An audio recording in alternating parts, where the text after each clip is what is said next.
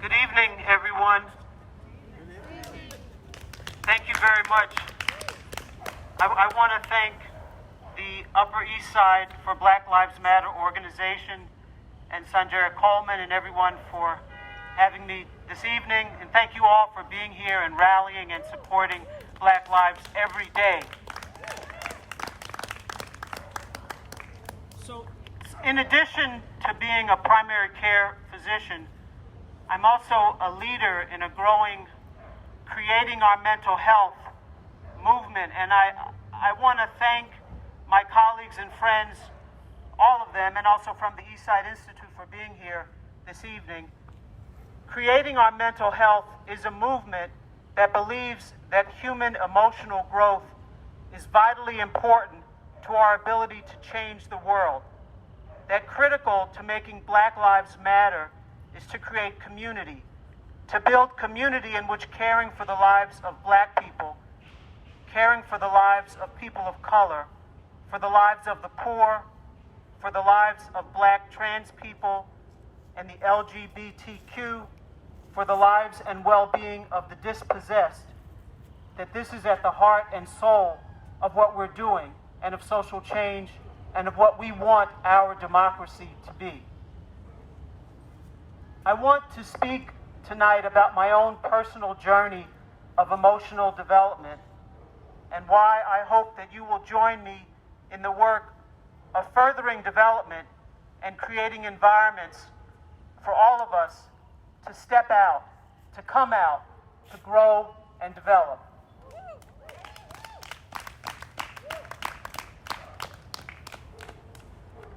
I know something about the emotional impact of poverty, of social isolation, and violence. Growing up in the Black community of South Philadelphia, we lived in the rooms above my grandmother's soul food restaurant, which was very much a part of the inner city underground sub-economy of drugs, crime, and prostitution. As a child, I faced abuse myself. I saw violence against women, and I became very withdrawn, very introverted, and unable to play at that time. And I remember these experiences to my bones. I remember at around age 9 or 10, seeing my mother very upset, her hands violently shaking. She was holding down several jobs, including working in a factory and doing hair on the weekends and working in a bar, and she became overwhelmed, and she attempted suicide. My sister was introduced to heroin as a teenager and was not able to stop drug use for over 10 years. She turned to cigarettes, and she now has advanced emphysema, and she is right now fighting to live.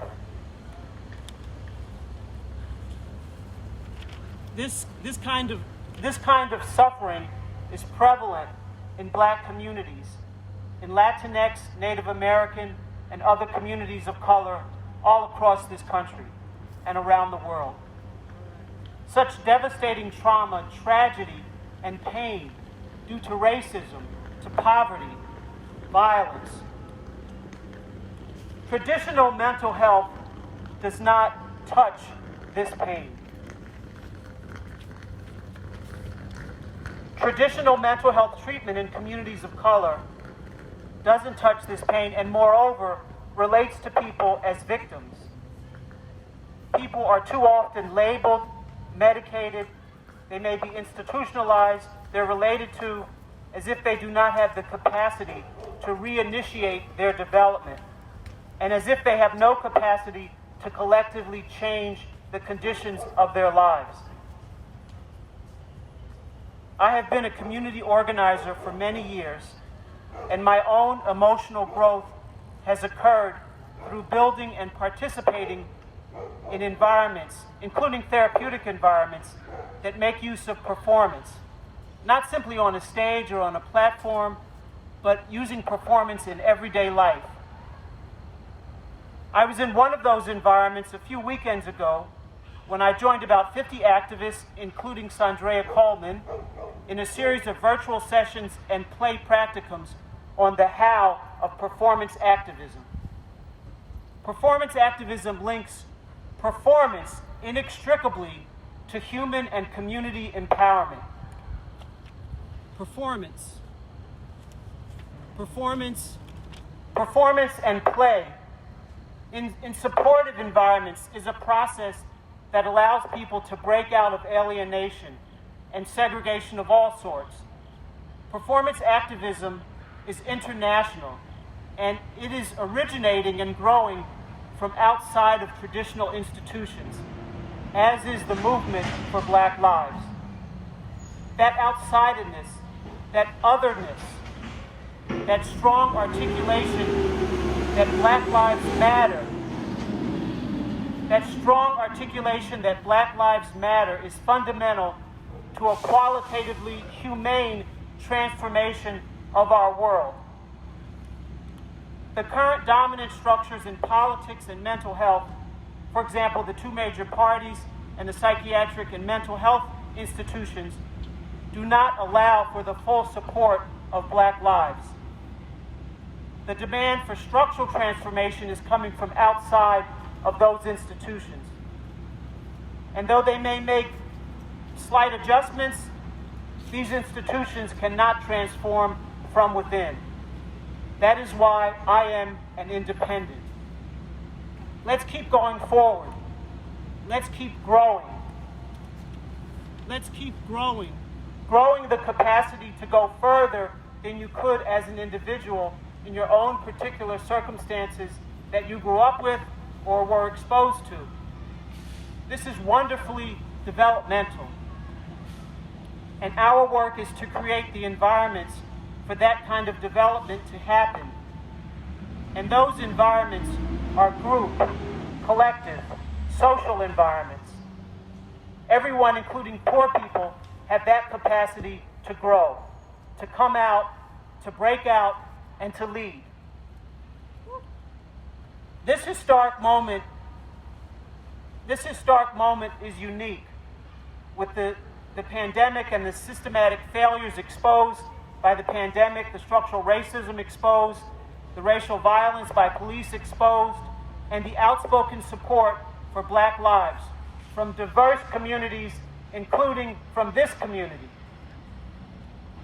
The call for dismantling structural racism is being raised to policing and incarceration at universities, in corporations, in healthcare, in the arts, at museums, in theater, and other cultural institutions.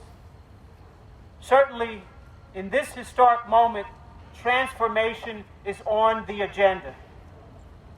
But we cannot assume that it will happen unless we, the people, from the outside, impact on the social structures and institutions of our world.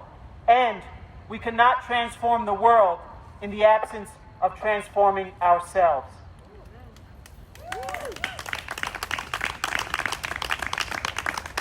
Yes, the transformation of the world has to include the transformation of our emotional lives.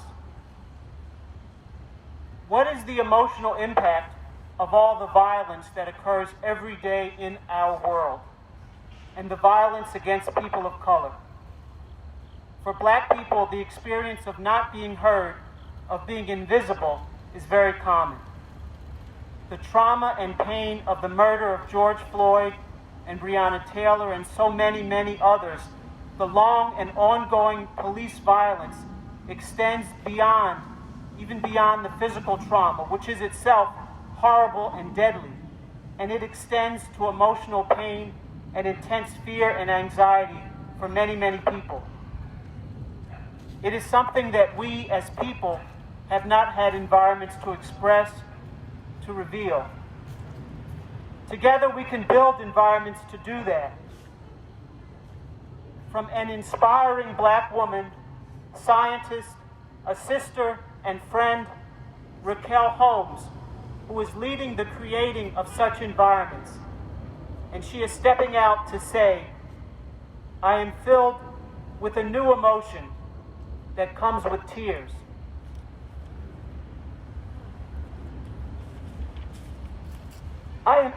I am filled with a new emotion that comes with tears. It was not possible to feel this before. We had not created the possibility for it to exist before.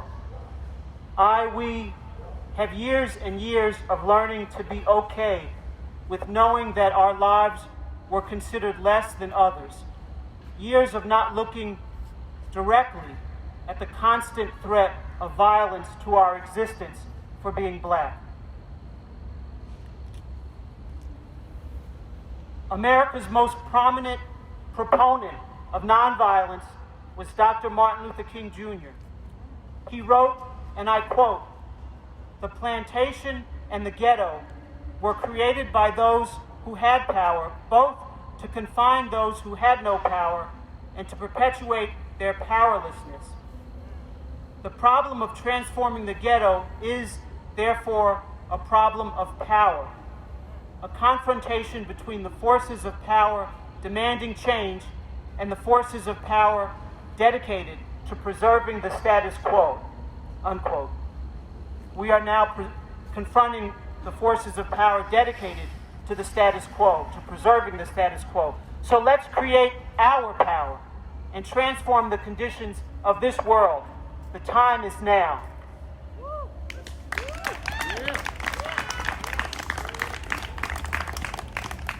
Yes, let's create our power. The time is now.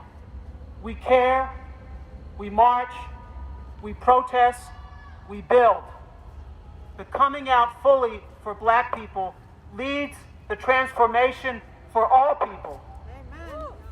All power to the developing.